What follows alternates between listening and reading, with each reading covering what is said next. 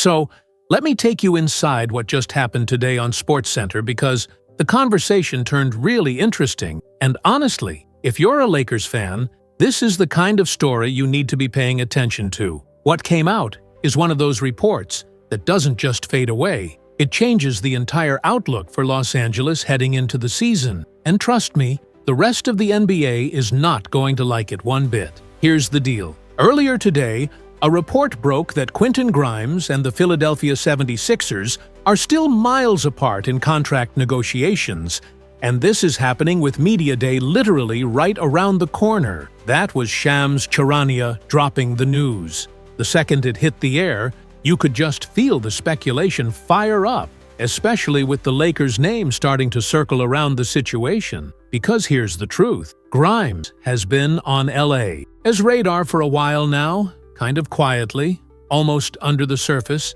and the fact that his deal in Philly isn't getting anywhere, that's the type of opening Rob Pelinka and the Lakers front office live for. Now, when this came up on the show, the panel really dove into what this could mean. Think about it. Grimes showed flashes last year after landing in Philadelphia. He's not a star yet. Nobody's saying he's a 20 points a night kind of guy, but he showed enough that teams know he has potential. He averaged around 21, 5, and 5 in a small sample. Not earth-shattering, but enough to get people's attention. And what makes this so fascinating is the way the Lakers could position themselves here. If Philly doesn't want to pay him what he's asking, a sign and trade becomes the realistic play. And that's where the Lakers come in, because they can actually make this work with some of the pieces they've got.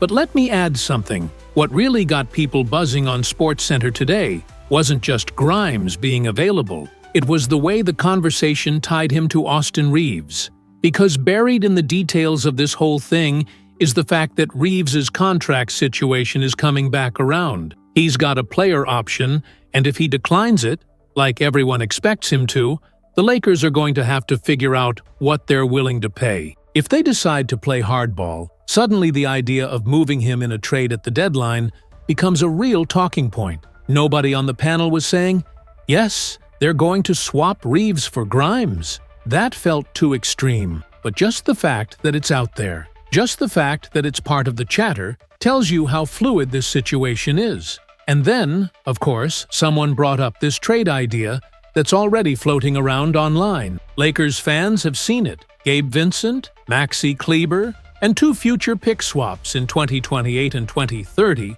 going to Philly, while the Lakers get Haywood Highsmith and Quentin Grimes back. Now, again, this isn't official. It's one of those mock trades people have been throwing around on Twitter, but the fact it was part of the SportsCenter debate shows you how seriously this is being taken. Because from Philly's point of view, if they're about to lose Grimes anyway, why not get some value back in a sign and trade? And that's the key here. Grimes doesn't have to stay in Philly. He can make his own decision, and if he wants to leave, the Sixers' best chance of saving face is a sign and trade.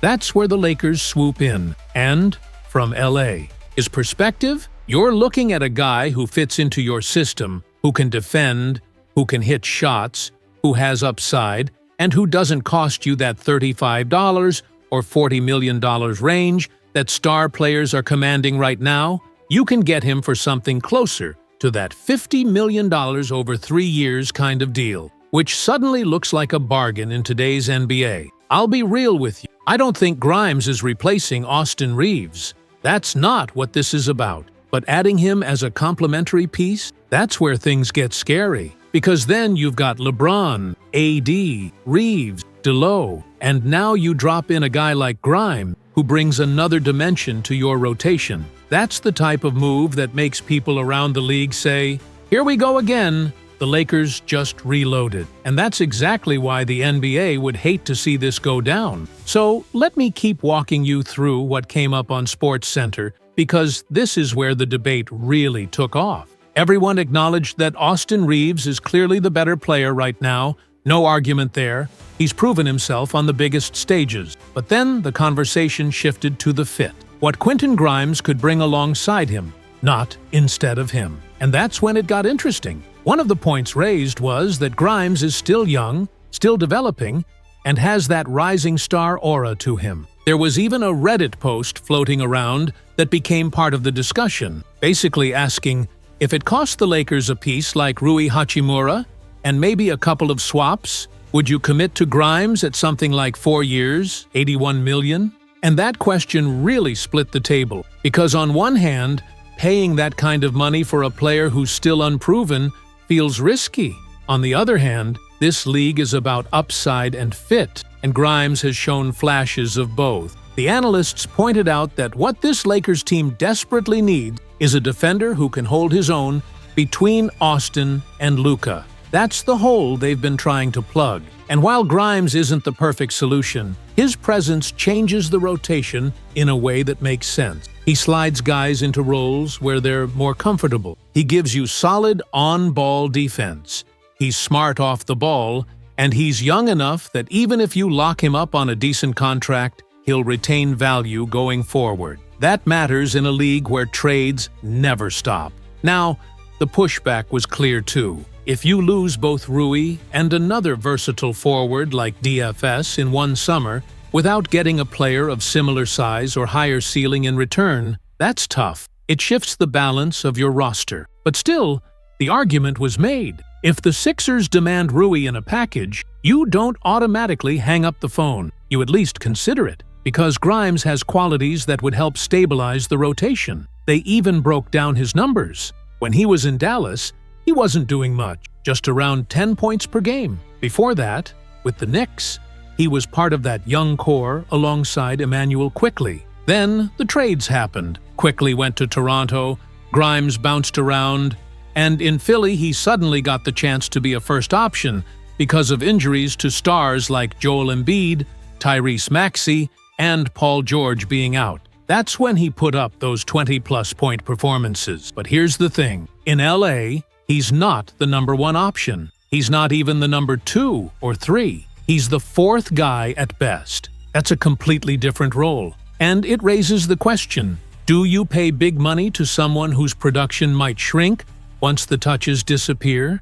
And this is what made the debate so layered. On one side, there's hesitation. You don't want to throw $81 million at a guy who hasn't proven he can do it consistently. On the other side, there's excitement. If you can get him at a reasonable number because Philly won't pay him, then you've got yourself a really sneaky move. A move that wouldn't just help today, but also give you some leverage tomorrow. Because here's the subtle point that got thrown out. If you lock Grimes up on a team-friendly deal, it also gives you flexibility with Austin Reeves down the line. Not that you're shopping him right now, but in the NBA, you always want options, and this gives the Lakers another layer of insurance. Think about it. Grimes under contract for 3 years, Luka locked in for 3 years, AD and LeBron still in the fold. That's security. That's flexibility. And that's why the panel kept circling back to how dangerous this could be if Rob Pelinka pulls it off. Now,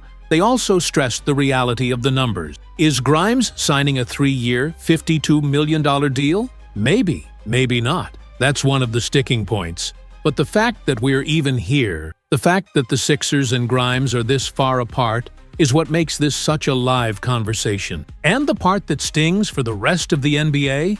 If the Lakers manage to land him on a discount deal, while other contenders are struggling to fill out their rotations, it would be a nightmare for the league office and for rival front offices. The panel closed out by zooming out. This offseason felt quiet for long stretches. Remember, Shams said, this could be one of the wildest summers in NBA history, but for the most part, it's been calm. Now, though, things are starting to pop again. Grimes is only one of several names being floated. Walker Kessler's still on the radar. There are other potential trade targets too, and with Media Day right here, and Rob Pelinka plus JJ Redick expected to speak publicly, there's a sense that this is only the beginning of what could be a very busy few weeks. And the best part? The NBA season itself is right around the corner. For the first time in franchise history, the Lakers roll into opening night with Luka Doncic in purple and gold, alongside LeBron and AD. That's not just a roster. It's a storyline the entire league is going to be watching.